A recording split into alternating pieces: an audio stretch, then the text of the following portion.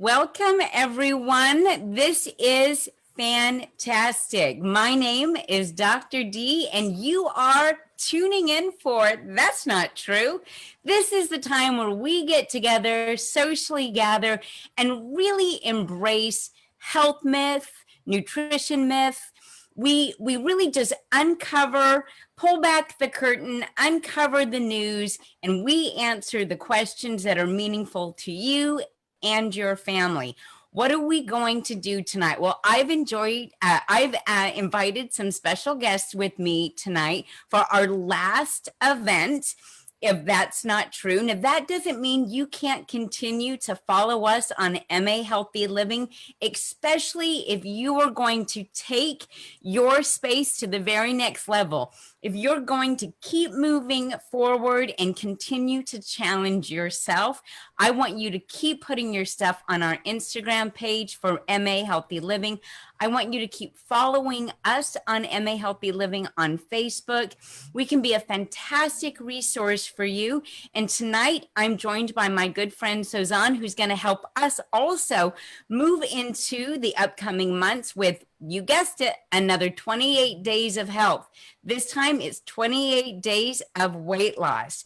You guys, let me introduce you to my guests. I know, right? Big round of applause for everything that everyone has done over these last handful of days. You might have started with us with 28 days of skin and moved yourself and challenged your body and your mind, right? And your routines, and got with us on our 28 days of health. And I want to see you in January move through or invite other people in your health community, your family, your friends, and those close to you to 28 days of weight loss. But let's not get ahead of ourselves. Let me introduce you to many of my guests here tonight. I'm joined by Gabby Perry. Go ahead and say hi.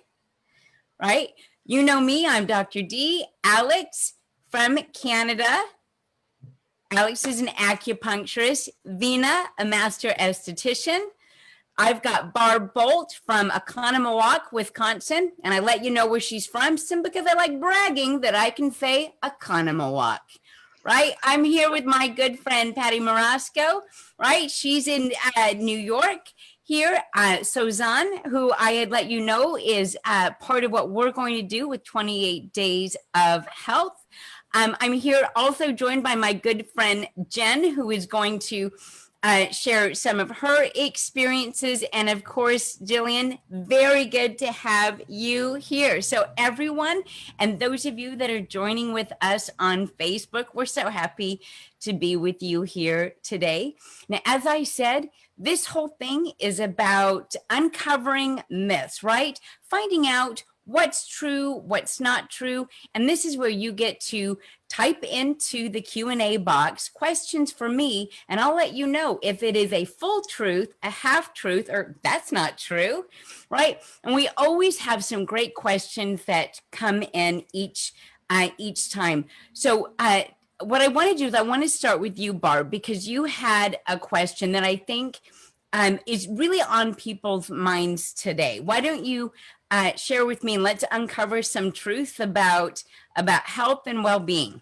Okay, thank you, Dr. D. So, Dr. D, as everyone knows, we are now headed into another season where people get sick or more likely to be sick because it's that season.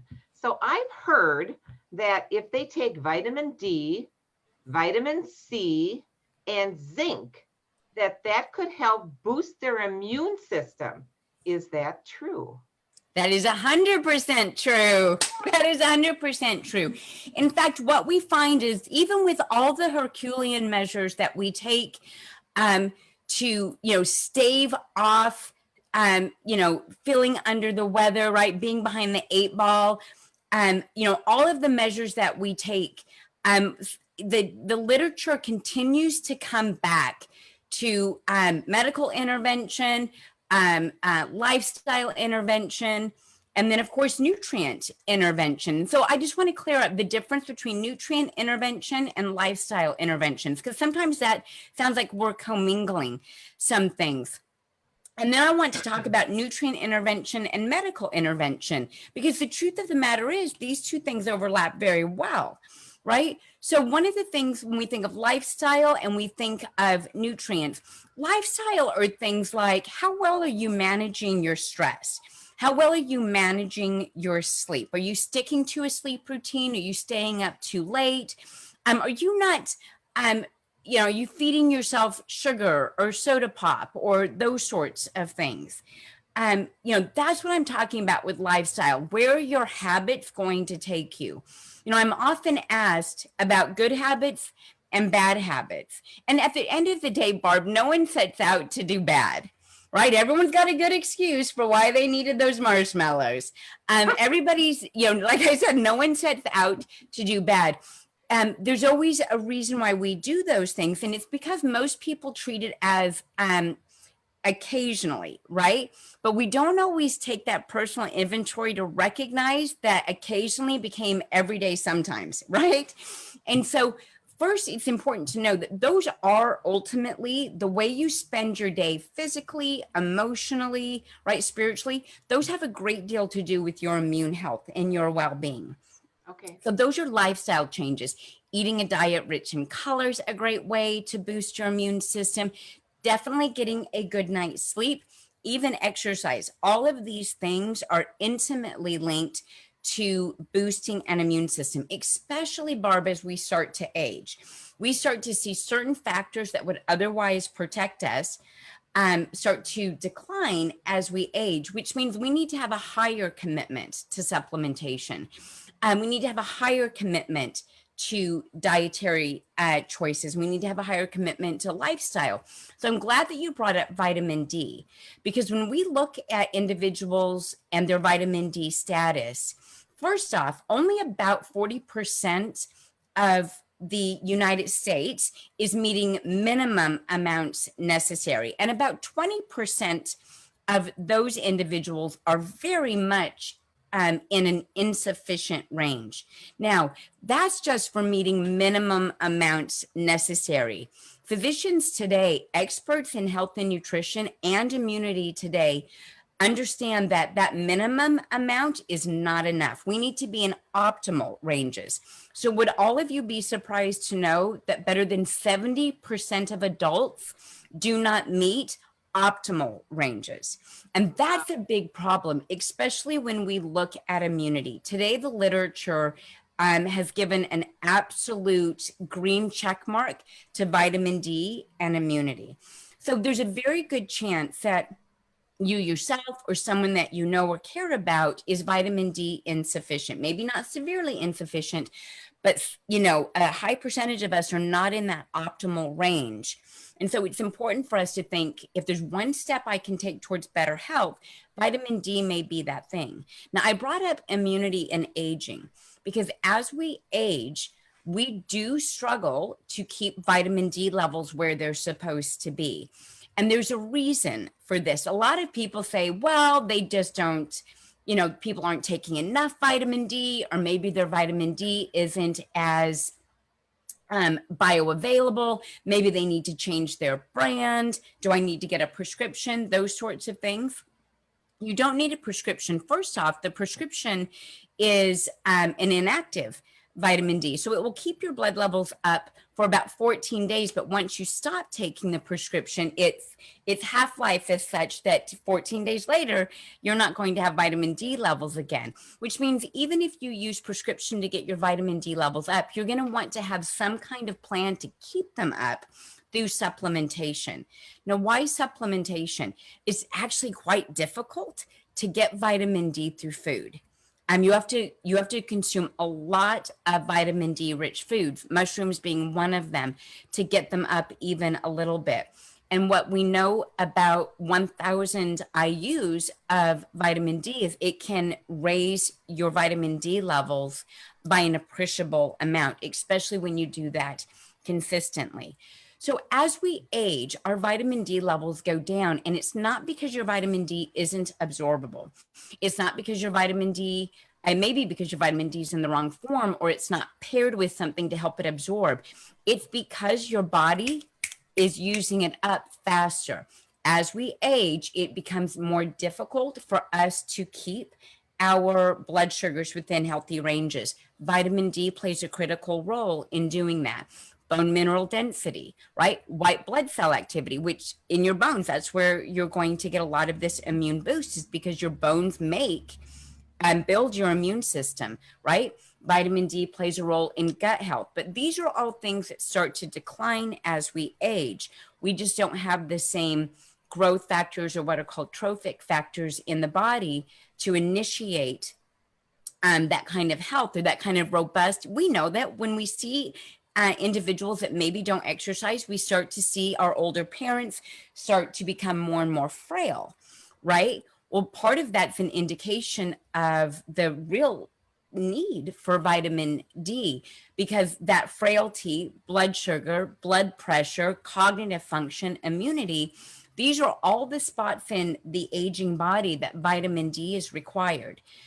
Now, what I don't want anyone to hear is that if you're not aged, that you don't need vitamin D. If you carry extra weight, if your blood sugars are elevated, if you yourself have inflammation or elevated concerns with blood cardiovascular decline, right? You are also, regardless of your age, using up vitamin D too quickly, which means you're not going to get to, it's not going to be on board for you during critical times where there's seasonal fluctuations and you're trying to boost or support your immune system.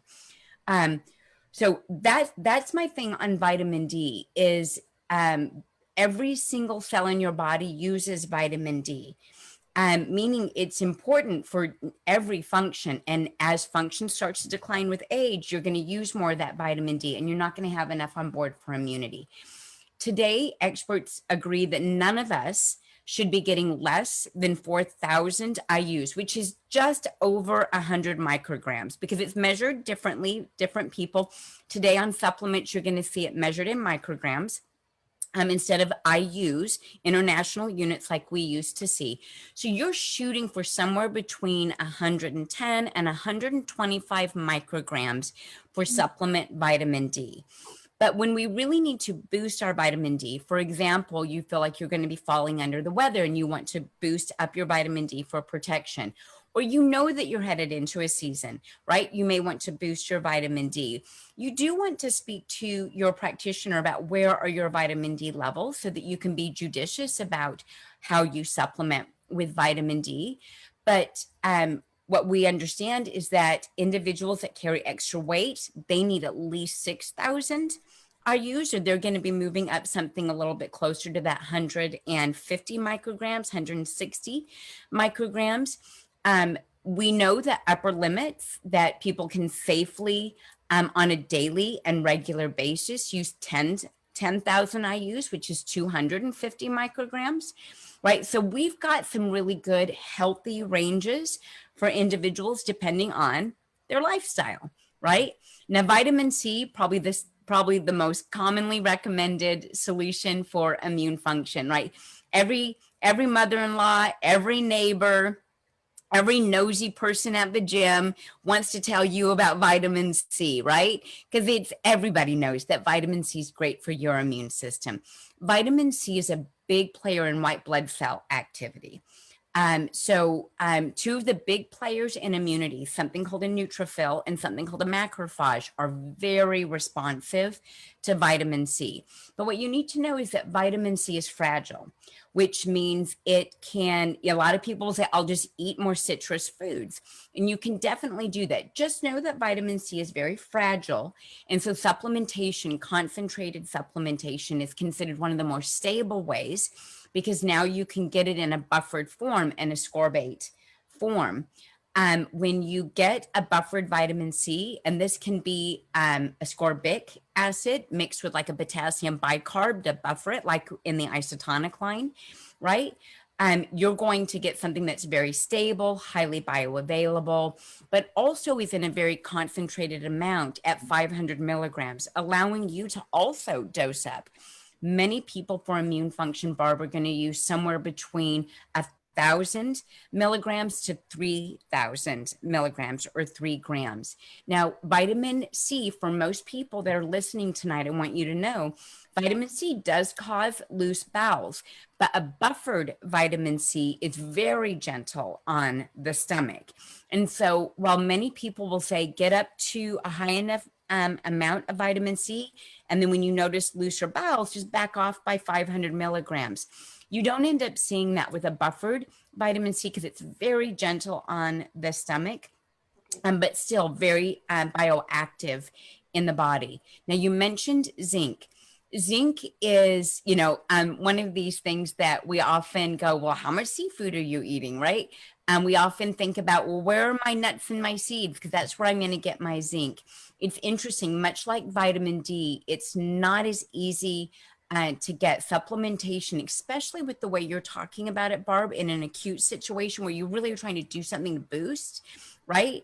And there are other places where zinc is profoundly beneficial. Fertility. Zinc is used a great deal in fertility for sperm motility, right? And people always freak out when I say that. They're like, wait a minute. Am I going to get pregnant if I boost up my zinc? No, just if you got pregnant. I hope not. Barb, I just want to warn you, right? People do worry about that. And it's like, oh, no, it doesn't get you pregnant, right? That's a whole different class that you obviously need to show up to, right? No, it is if you were to get pregnant, you have a healthier pregnancy when your zinc is in sufficient levels. Now, zinc, whether you are interestingly enough, this is immune tea, right? This is immunity. So this has vitamin C in it, echinacea, it has licorice, it has the zinc that we want in the product, as well as many immune boosting botanicals. There are all kinds of different ways that you can get zinc. You just need to make sure that you're getting enough zinc, right? 7.5 milligrams is what most people will see in supplementation, like in a multivitamin. But you're going to want to get up something closer to the 30, right? Over that 7.5, but a minimum of 15 to really get you where you need to go. Okay. So yeah, the studies are ridiculous. Whether you look at what Linus Pauling did at Oregon State University and vitamin C, whether you are searching databases at the University of Maryland, which is an incredible resource for nutrient bioavailability and studies on nutrition, or just really paying attention to what has become, quite frankly, a very open conversation today about what can we do to support our immune system. And vitamin D, Barb, continues to reign supreme for what each and every one of us should be doing to support our immune health, our immune function, and healthy aging. Great question. Thank you. I didn't know I was going to go off so much about it. I didn't know I was going to talk so much. Do we have time for anyone else? No, I'm just kidding. We do. Thank you. do. This is really fun. I want to see if we have anyone that has actually written in the Q&A on the Zoom for us tonight. So if you have questions, please pop those in. Of course, we've got Facebook going and we'll be able to answer those as well. I want to move to Patty. You have such a fun story. So what we've been doing for you, if you haven't been following us, is for the last 28 days, or moving into 28 days, we're on day 24, we've been just learning health tips, everything from stress management to creating a healthy routine, turning our habits into passions, and how do you lose weight after the age of 40, those sorts of things. And the whole idea has been to just add in small steps towards better health. And Patty, you've got a great story. Tell us a little bit about what you've been doing to kind of move the needle in your health. Well, that first night that you were on, I think it was November 3rd, you started talking about little habits and just kind of changing things up, being a little bit more mindful, a little bit more aware. And I did add something to my normal routine. A couple of years ago, I had back surgery. I don't lift heavy things over my head any longer. So I'm not, doing a whole lot of strength training and things like that. I run every day, so I do cardio and stuff. But I realized that I could do something when I let my dog out. I stay on the front stoop because we've got coyotes and bears and bobcats and everything like that. And I do as many squats as I can get done until he comes back to the door. Sometimes it's a long time and my thighs are burning or what, but I just made this commitment to myself and now I don't even think about it. I mean, I used to feel sorry for myself. I'd be out there in the cold, it's New England and that type of thing. And now he goes out and I'm the only one that lets him out. I don't let anybody else let him out any longer. I let him out. You're like, I got to get my squats in. Exactly. So I'm doing hundreds and hundreds. And I didn't even tell you this part. It's so funny because my guy today looked at me and he said, "Oh my God, you look great in those jeans." Now it's been 21 days or 22 days or whatever. Yeah. And I don't know whether he just noticed or whether there actually is a difference. But, you know, it's interesting how big of a difference you can make without really realizing it once it becomes just something that you do. You know, you fit it in, you slip it in there, and then it just becomes so natural that you just keep doing it.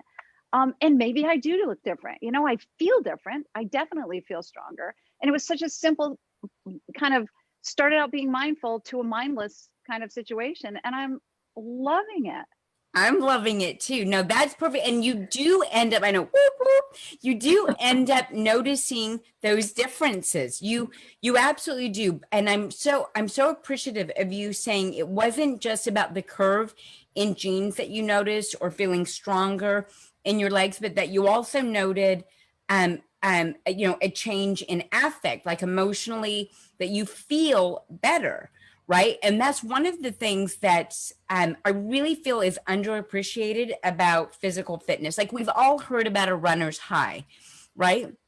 But exercise, in particular, low body weight, low body exercises. So using those big muscles in our legs, the quads, right? The buttocks, using the glutes, using the hamstrings. Low body exercise has been shown to be incredibly beneficial for cardiovascular function, but also for something in the brain called BDNF. BDNF is a protein in the brain. Well, it's a peptide, and peptides make proteins, but it's a peptide in the brain that's responsible for supporting brain volume. It's responsible for supporting memory circuitry. It's responsible for mood.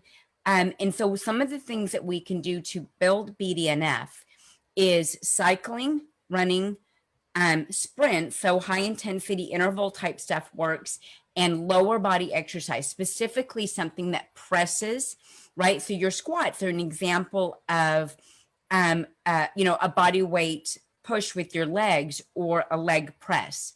So each time you're doing this, you're telling your brain to be healthier, to improve its mood, right? We often say that exercise is the most affordable antidepressant, anti-anxiety medication out there. But you are literally creating synapses in the brain that create healthy affect, healthy memory function. We do know that leg strength has not just something to do with cardiovascular function, but also lowering risks of cognitive decline with aging. And it's important for each and every one of us to pay attention to, because by the time you're 80, you are missing 50% of your lean muscle mass if you're not paying attention to things like body weight squats, pushing, that sort of those sorts of things where you're using your limbs, where you are using your body. And a lot of people will say, but I'm not going to go to the gym. I don't know how to exercise. What's really important to hear from Patty's story is that moving naturally, just being able to, do something that later in life, a lot of people go, I can't get down on the floor and get back up, right?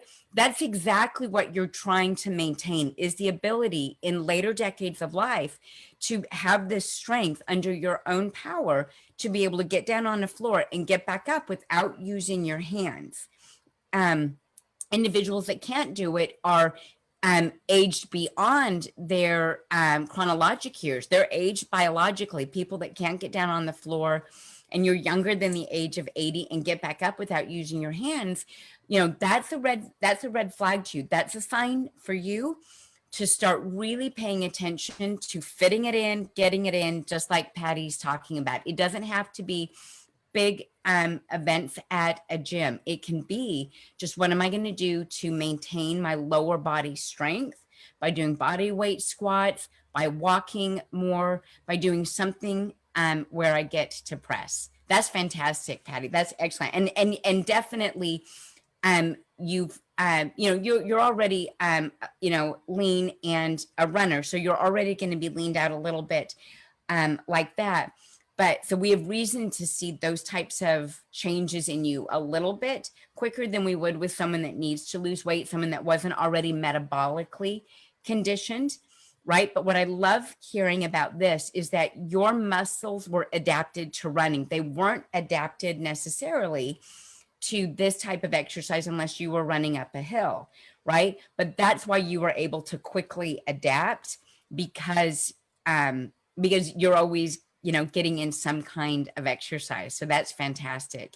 And if I could just add one more Yeah. thing, I mean, because you talk about mentally and emotionally, and I run more for, well, I love to eat, but I run more for the mental and emotional release than probably anything else, because I feel like I can, conquer the world after I run and stuff. But it was great because when I used to go outside, and I was kind of a little resentful, nobody else ever lets him out, or what, and then I'd be out there and I'd be cold because I won't, let him be out there by himself. It completely turned around from feeling sorry for myself to, oh, wait, I'll take him out. I'll take him out. I'm good. I'll take him out. That's great. It's just, yeah, it's awesome. So, I mean, I love hearing that, because getting engaged, right, in other parts of our life that felt routine, right? Has anyone ever tried to lose weight and just feels like the diet is so routine, and how many times can I make this same healthy meal again, right? And just introducing some kind of novelty, just a little bit of novelty, all of a sudden changes things up. And so what seemed like this mundane, banal task that Patty had to do is now this thing that she's like, I'll do it, right? Because it's changed outlook. So that's fantastic. Speaking of changing outlooks, speaking of like really manifesting change and inspiring others, I want to talk to Gabby. If we're going to talk about physical fitness, I want to bring Gabby on to tell us a little bit about what she did during her challenge. Transformation doesn't really fit the bill. You can see that she's already stunningly beautiful, but decided to challenge herself physically. And you saw big benefits from this. Tell us about it. Oh my God, thank you so much, Dr. D, for the opportunity to share this story, because I think that the 28 days of health came in a very important time of my life. I think in the beginning of the month, I was like, I had lost in that time 65 pounds already. And the transformation that I was like walking. But I'm so excited for that. But it's incredible. We are talking about the skinny person, or we are talking about the happy, healthy person. It's like a totally different scenarios. And that time I was feeling a little bit sad. I wake up tired. I feeling sometimes very sensitive, like I get mad so easy. And I don't understand exactly what is going on. And in that moment, 28 days of health appear. Okay, I think, like you said, probably one little step make a huge difference. So I was like taking care of my food with the exercise, but what about the supplementation? So I just like, okay, probably digestion. I put attention in the digestion. I add the digestive enzymes and the probiotics then. And I was working with that, and I was so excited. A week after the 28 days of health start, I received the results of my jeans net. And that was a totally game changer. I was like freaking out with the results, because for the first time of my life, I understand what's going on with me and my body and my mood and everything. Sometimes we think, oh my God, I'm getting old. Oh my God, I'm in the menopause. Oh my God, I'm a girl. But it's not exactly like that. It's something going on inside. And right now, I tell that it's like my baby. Like I understand my baby. Gabby, don't get mad. You need to know exactly how you are. So be patient. So now I'm talking myself. And when I get mad and when I want to eat so bad or whatever, Gabby, you need to understand you. You are like that. So now I understand that when I get mad or I get stressed, I eat. When I get emotional, I eat. So in the beginning, I understand nothing about that. And now, okay, I know exactly what is the supplementation that I need to add. So the turn down was one of my first choice. The act was the other one of my choice. And I start feeling my happiness, my energy, my everything. What I was doing was okay, but when I just add these little steps, I feel my body change totally. So I challenge myself more. I feel that I have the energy, and that's why I start with a plank challenge. Let me just check if I can just reach a minute. I think the minute was a lot of time. When I just understand that my body was jumping one day to another, for a lot of seconds, and I reaching the end of the 15 days, 3 minutes and 27 seconds in the plank, I was oh my God, my resistance, my body is show me, I want more. What is next? So, and my exercise, and I was start lifting more. I see how my resistance and my energy was totally different. So after all of this, I think that I'm ready for another 28 days of what? Of it? I'm Yeah. there. I think that I'm in the perfect position for start something new because I'm a beauty advisor. A lot of the clients that I receive come because they want to change something, but they don't understand exactly what they want to change. They think that is the hair, they think that is the makeup. But you know that if you go to home and take a shower, the hair is not there, the blow dry is super pretty, or even the makeup. Something is inside. And if you jump a little bit in the nutrition and start understanding what is the beginning of the problem, I think that everything will come in easy, and the people will feel so happy, so pretty, and they don't look for the change in the outside because they feel good. So that's why for me it's a life experience. I feel so excited about the results. I think that understand my body was the key, Yeah. and I think that gene snap is a game changer. So that That's is awesome. this month. Now, I love hearing you say just that, what's next for me? Like, what am I going to do next? Right. Because you know that you're going to keep doing this. And it's a great, it's a great way to be this what I want to encourage you to do is to continue to tell that story. By the way, exactly the way you just told it, because it was awesome. Right.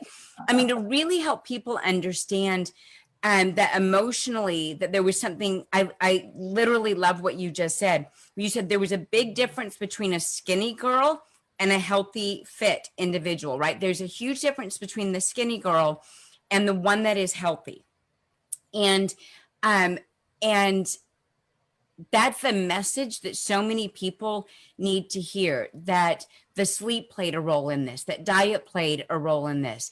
And I really appreciate, Gabby, where you went with that I understand myself more. Whether you do that through nutrigenomic analysis, you do that through mindful minutes, right? That you spend some time with yourself, that to say, really let me understand some of my triggers. Let me understand where I have, there's something that I stumble over, so that I can see it ahead of me next time and make a decision about how I'm going to address that. I love what you said, where you're just like, Gabby, we know you now, right? So we're going to handle that differently than we have in the past, right? Because what I hear you saying is that you're also letting yourself be understood or heard, right? That you just say, we know that those are the types of things that can get you upset. And now that we know that, we're going to choose to be this, to handle it this way instead of this way. So that's perfect. and then being that inspiration to other people. I mean, it would be fantastic to see them start to get engaged with their own commitment over the next 30 days and then move into the 28 days of weight loss. And what I love being able to do with your story is say it's a 28 days of fit, just like you said, right? Because paying attention to weight through our 28 days of weight loss in January is going to be very much about understanding that muscle dictates metabolism, that improving muscular health is how we are able to lose unwanted fat, but also improve other quality of health measures like mental, emotional health, physical stamina, balance, right? That we're going to improve, like Patty was saying, like, right? Some of the aesthetic parts of fitness, right? Those are the things that we can achieve. So even people that don't have weight to lose can have a body fitness goal, an aesthetic goal. And ultimately, you know, underneath that, what you're really doing is improving cellular metabolism for healthy aging. So what I hope is that everybody has similar longevity goals, right? To feel as awesome as, you know, Gabby just described that she feels, not just today, but in the future. And it will be that consistency and listening to herself that will allow her to do that. Well, if I'm going to bring up 28 days of health, let's bring up Sozan, right? Because Sozan's going to definitely help. She's going to be, I mean, you're manning the ship with Melanie Nelson and Dennis Franks to pull off 28 days of health. Now, Suzanne, I'm going to definitely let you speak about that if there's some details that you want to give, because this is a great audience to be able to do that. But I think where I want to start with you is that many people, in particular when it comes to weight loss, they have got to get over some myth. Am I right? Oh, yeah. Right? There's a lot of understanding that people have about specialized diets or fad diets, or exactly how do you eat? Tell me what my macros are going to be, or I won't lose weight. So you've got a really important question. It's a doozy. So go ahead. Okay, so this is a very common question that we get all the time. And this is probably those ingredients that if you were to open your fridge, you see this particular ingredient. And for me, this is my favorite go-to for breakfast. So you can pretty much guess what that go-to for breakfast, and that's eggs.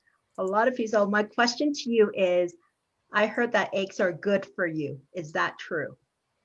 It is true. Eggs are a complete protein, which means that they have all of the amino acids that your body needs to create other amino acids that your body needs. So they are considered one of the best foods for us metabolically. They have their yolks, which is what a lot of people are afraid of, right? A lot of people aren't afraid of egg whites. They're not afraid of the egg protein. They're afraid of the egg fat. Why? Everybody say it with me, because eggs are full of cholesterol, right? And so people get very weirded out about that. And part of the reason why is because we're still running on some 1970s science about cholesterol. So I want to uncover this myth a little bit. First off, egg yolks are a source of cholesterol. I'm not telling you that they're not. They are a source of cholesterol, but I want you to put a pin in that while we talk about other things that are in the yolks of eggs. They're also very rich in something called inositol and choline. These are two principal ingredients or nutrients that are in the B vitamin family that are critical for brain development.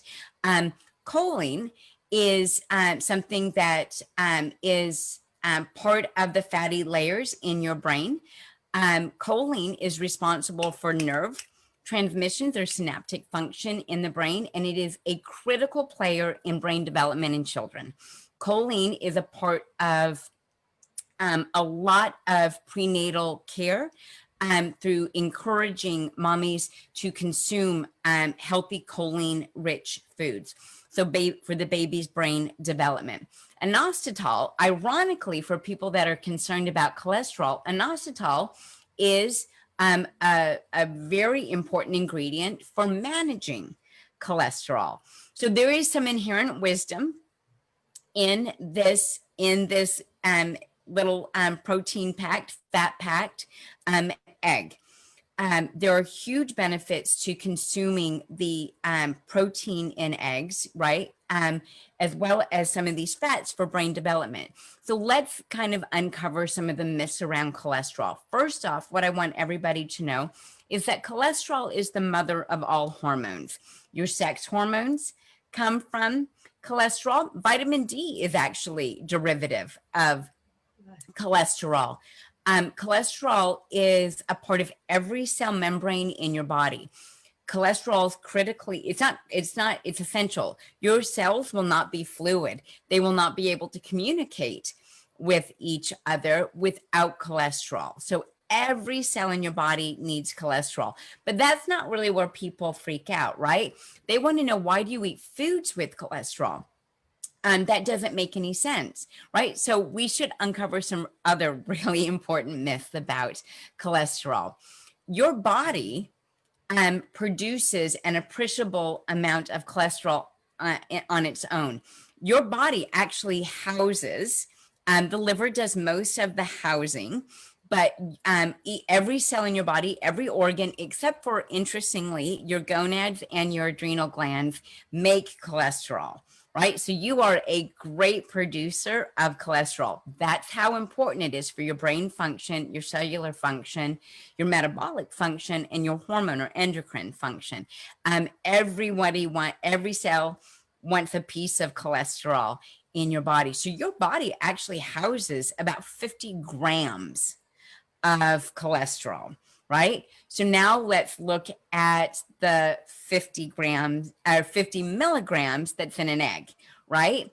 Or the 300 to 600 milligrams that most people get through diet alone, right? Now, it's true that if you are a ketogenic eater, you're eating a higher fat diet, in particular an animal fat diet, that you may be getting upwards of 800 or 1200 milligrams.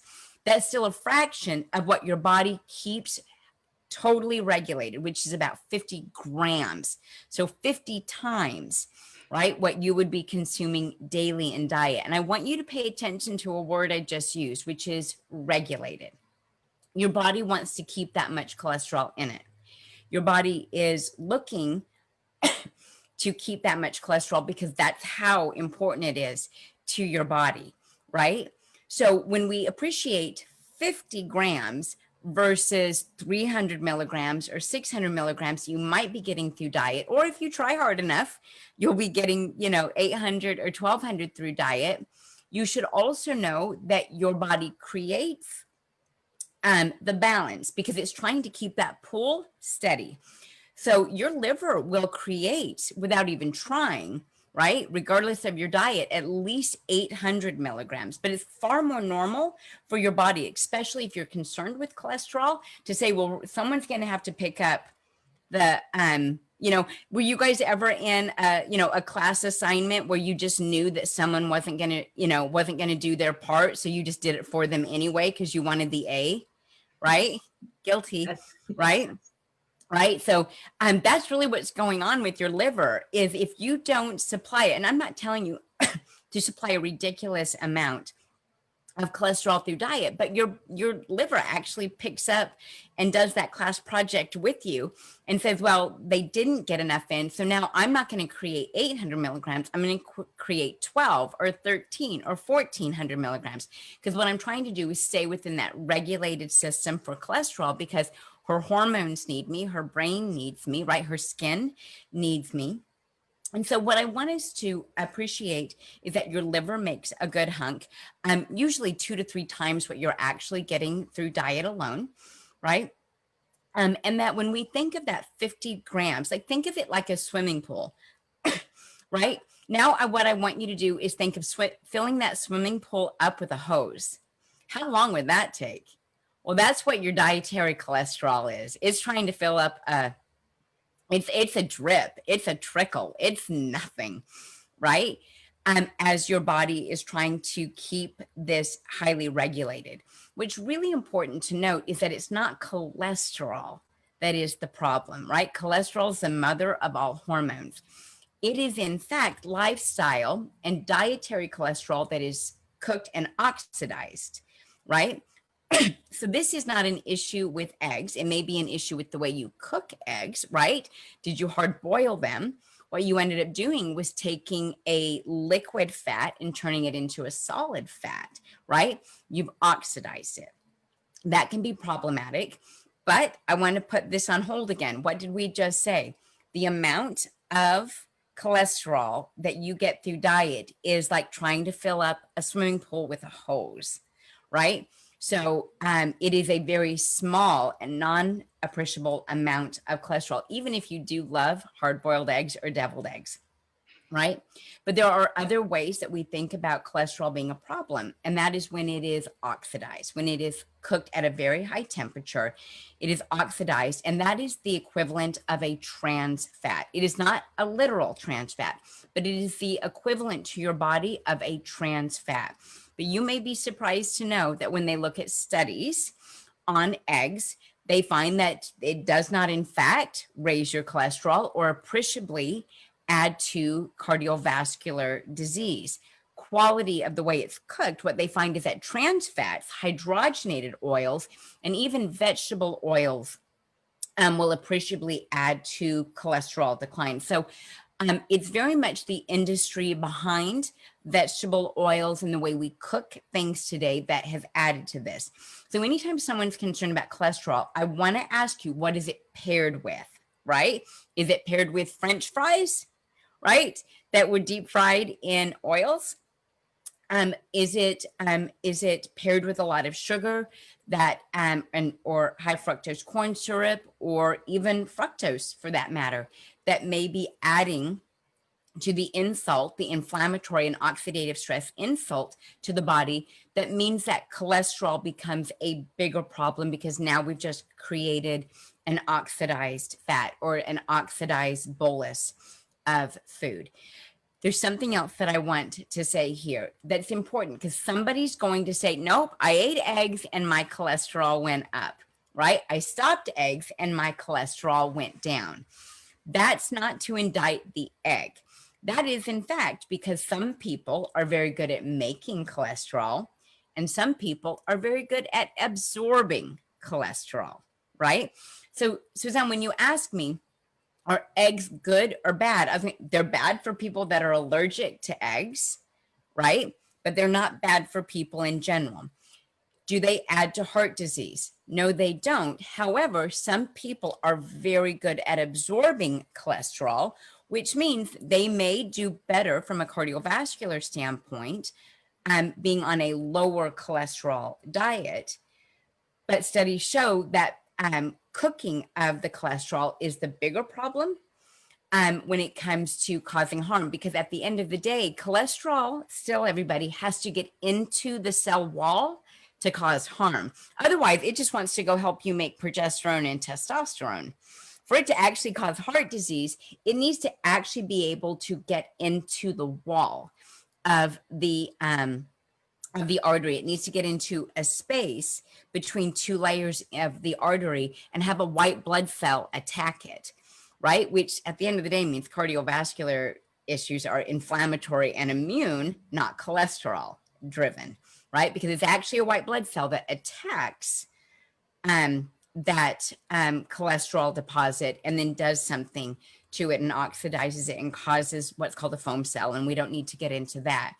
So really what it is an inability to effectively transport cholesterol through the bloodstream. It requires boats to carry these proteins in our body that are boats, for lack of a better word, a canoe that holds on to all of the cholesterol, high number of cholesterol, and just transports it around.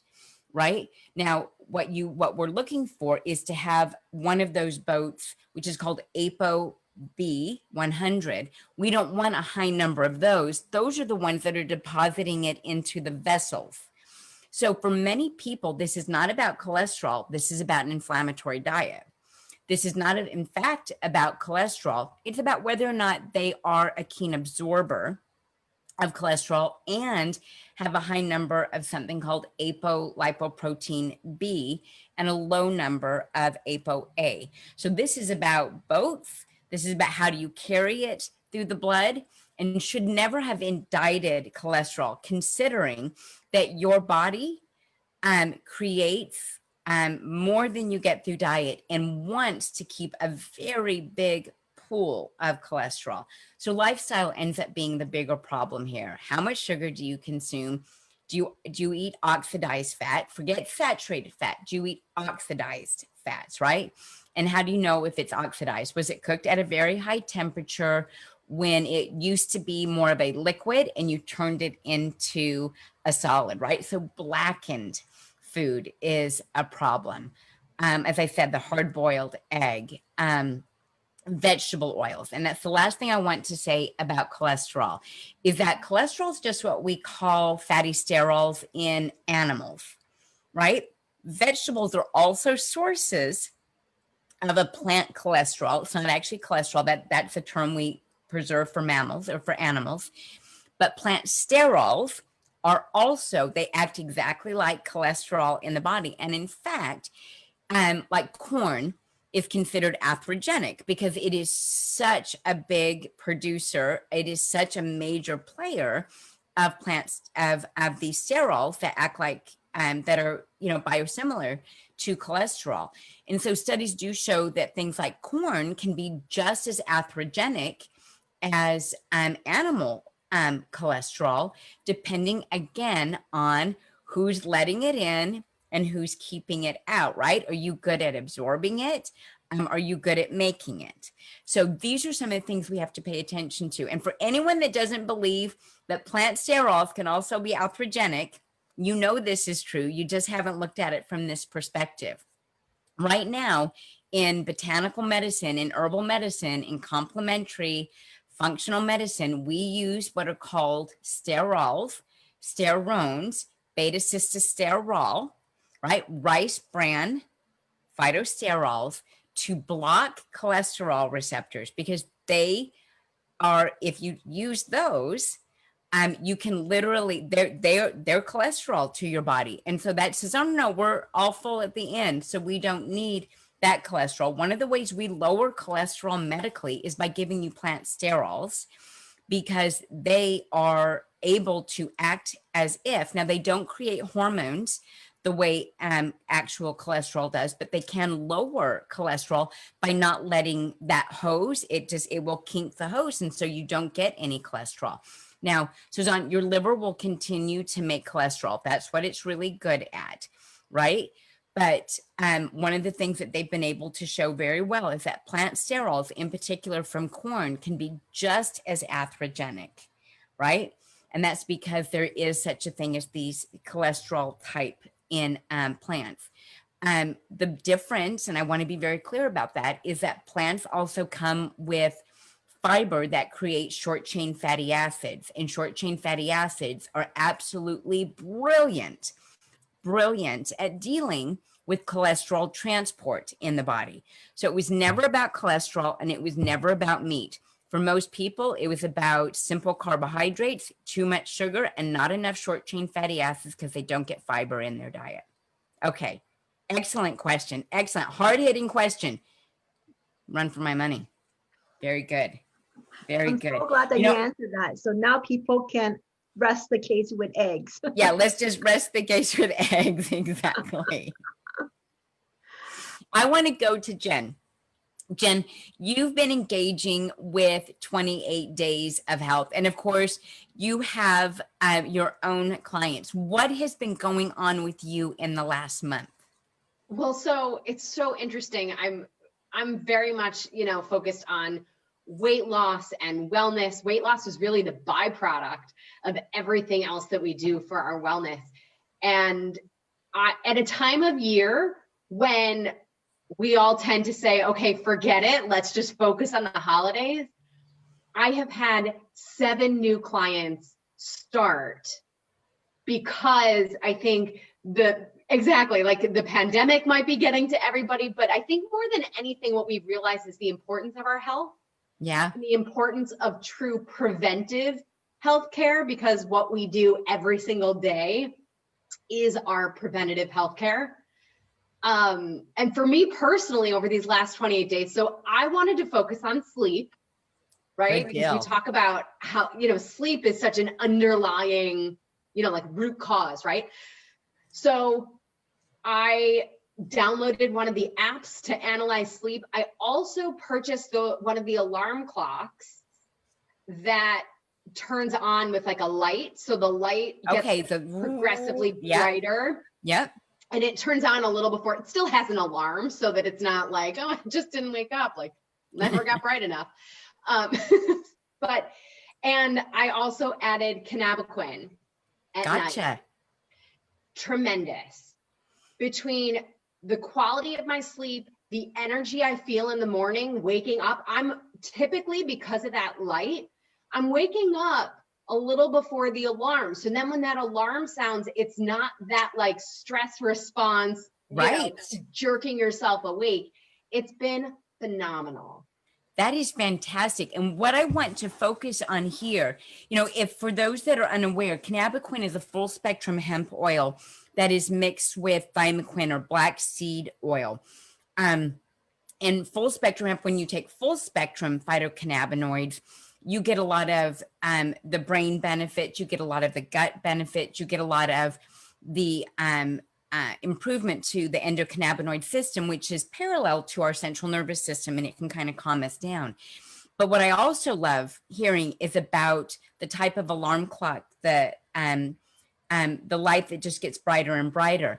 Because something that I think has somehow gotten missed, and it's kind of crazy, Jen, because we're pretty innovative as a people now, right? So you would think some of the gadgets wouldn't get missed, but this gadget, this light alarm that you have, is actually hearkening back to some pretty important ancestral health. The way our DNA is laid down. So, we're supposed to wake up with first morning light, and that first morning light is, stimulates melatonin, or it stimulates the decline of melatonin, a rise of a brain chemical called adenosine, and that starts to move up in the brain. These are some of the reasons why we become more and more alert. Is that first morning light actually initiates an exchange of some neurotransmitters where now noradrenaline starts to increase. You become more focused, more clear. But it's first morning light that does this. But going back to that ancestral health, first morning light is also something that boosts your immune system. I often encourage people to get out into their first morning light. Make sure you take an early morning walk at first morning light, because as those lights come up as lumen, when we think of our lights, we think of them as lumens, but sunlight is very bright. And what that does to our brain chemistry is literally improve our brain chemistry, but it also initiates an immune response. So we actually get a more robust immune response by putting stressors on the body, like physical exercise, hot and cold, but morning light is considered one of these that falls into those hormetic stressor categories. So whether you knew it or not, you're actually boosting your immune system while you're also waking up in a really nice way. So that's fantastic. Even better. Yeah, even better. Exactly. Jillian, tell me about your last 28 days, and then we're going to head off to Alex as well. I'm so glad that Jen mentioned sleep. That's what I've been focusing on. I've got an almost 3-year-old daughter, and it's very exciting in our household. And I've been focusing a lot on my routine. I heard recently Dr. Ed talking about the pressure of an eye pillow. That's what I've been doing, reading before bed, taking my magnesium, calcium before I go to bed. And it's just been, I've seen an increase in energy. It's just been amazing. And we actually don't use an alarm clock. We leave our curtains open. There you go. By the other natural lumen. Yeah, before exactly. The 3-year-old wakes up, which is amazing. And it's just, I'd love for you to talk a little bit, Dr. D, about that routine. And you've said before, you really can't out supplement a bad routine, especially in younger kids, focusing on winding down, shutting down. That's really what we've been focusing on. And so that's really important for our kids as well. Like I often talk about routine for adults, right? Because the world is coming at us fast. We live very chaotically. And we often need to institute some level of routine. Patty talked about get it in, fit it in, that kind of thing. And it's like these very small windows, right? So that we don't end up using what I often will refer to as time confetti, right? We all have these like little bits of time. And what I want us to not do is spend that time confetti on our, phone.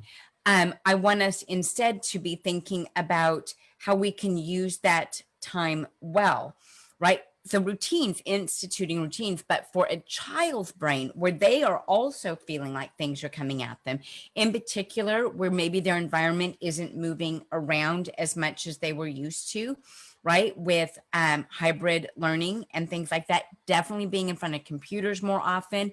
We're going to have to institute some like no screen time. And so setting a routine for both us and our kids is an important thing to do. About 3 hours before you're going to go to bed, you should not eat anymore. When we eat later at night, we end up throwing off our blood sugars. We end up throwing off many of the hormones that would ultimately help us sleep. But this is also the time that you turn down the lights. Jillian, some people use like Himalayan salt lamps to light their hallway, right? So that even if they have to get up in the middle of the night, that they never turn on a light that will disrupt their sleep hormones or will disrupt their blood sugar or any of those things, so they can go back to sleep and get a good night sleep. So instituting, a routine by not eating 3 hours before we go to bed, definitely turning down the lights and turning down temperature. So move from overhead lights to lamplight. And then from lamplight, and then in addition to lowering lamplight, because when we don't get these bright lights in our eyes, melatonin can stay up. These bright lights in our eyes prevent melatonin from being up. Melatonin is so important for your 3-year-old because it's actually a brain antioxidant. Melatonin's been shown to improve the immune system. Melatonin's been proved to has been shown to improve cognitive function. Because it's a brain antioxidant. It competes with copper in the brain. And we know for neurologic development in the brain of children that we don't want them to have a lot of copper. We know this because this is one of the reasons why we don't ask women to consume a lot of fish meat during pregnancy. This is fish, shellfish, clams. These are all very copper rich. Right. And so in brain development of the baby, we also are paying attention to copper and free radicals that copper can cause in the brain. And so melatonin, I'm not telling you to give your children melatonin. What I'm saying is by not allowing them to have an environment that prevents melatonin from being created in their brain. Right. So the idea here is give them the same routine we do. No food 3 hours before bed, turn down the lights, turn down the temperature. Temperature is another one of those things that when we can get to 66, 68 degrees in the bedroom, we sleep better. We boost our immune system. Again, it's one of these hormetic stressors, but we also allow the body to continue to create melatonin. When the body's thermogenic, when it's warm, right, it dampens melatonin production, and it stimulates norepinephrine and it stimulates cortisol. So we don't want to sleep warm if we want to sleep well. Fantastic. Okay. I lost Vina. Alex, tell us a little bit about kind of where you're taking this. What's your next step?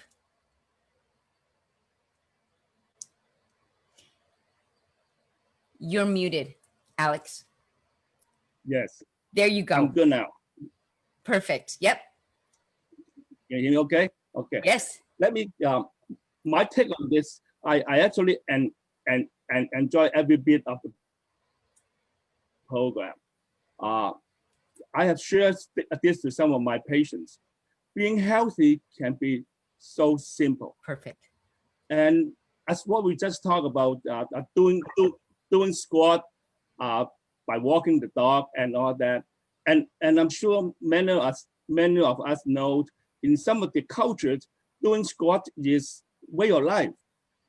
In some of the blue zones in the in other parts of the world, like people live to 90 and 95, and they can get up, sitting down on the floor at the age of 90, 95. Sure. But in the Western world, we seem to have lost that ability.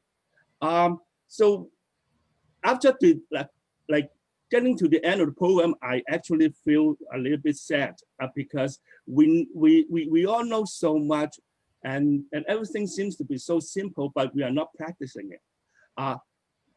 However, we know what to do now. We know what to say, and more importantly is what not to do and what not to say to our customers and our partners and so forth. Before we turn on the camera, we talk about keep going. Keep going is definitely the key. One day at a time. I share many of these simple things with my clients, with my patients. Everything come back is so simple and it's positive. And to some of them are not easy, but they just have to do a little bit and one day at a time. Just a point on the business, to spread this 28 days of health concept, we have planned to do calling every week, simply using the video on the YouTube. We have now the 4 sections as the base for discussions. One section at a time, may even be just one section every 2 weeks, because there's so much information there. Everybody knows knowledge is power. We can now help a lot more people, but just telling them what we know, simple things, really is simple. What I want to say is, thank you, Dee, to all you do for all of us. Like really, like this is a great program. Thank you again. Thank you, Alex, very much. Thank you for saying that. This has been definitely a pleasure for me. It's been an absolute joy coming up with topics, trying to find ways to kind of share again those tiptoes, right? Little things that we can do. I often try to ask people to fall back on just one more, right? You're just going to do one more pull-up, one more push-up, one more body weight squat, right? One more mailbox, right? But also, one more kind word, one more chore around the house, one more handwritten letter to someone to say that we care. There's so many ways that we can influence our own health, body, mind, and spirit, and really pass that on to other people. That's exactly what you guys have done here tonight with me. You've shared your wisdom, you've shared your fun, you've shared your anecdotes, right? We've been able to laugh, learn some new things, and really the magic happens when other people hear those words and say, that completely makes sense. I can do what she did. So thank you again for everyone being a part of my That's Not True. And don't forget to follow us on MA Healthy Living on Facebook and Instagram to make sure that you keep an eye out for what we're going to be doing for 28 days of weight loss. And I'm still here. I'll be live with you till the end of this month, 7 p.m., right on Facebook on Market America Healthy Living. Until I see you next time, go be healthy, go be brilliant. Thank you again, everyone, for being my guest.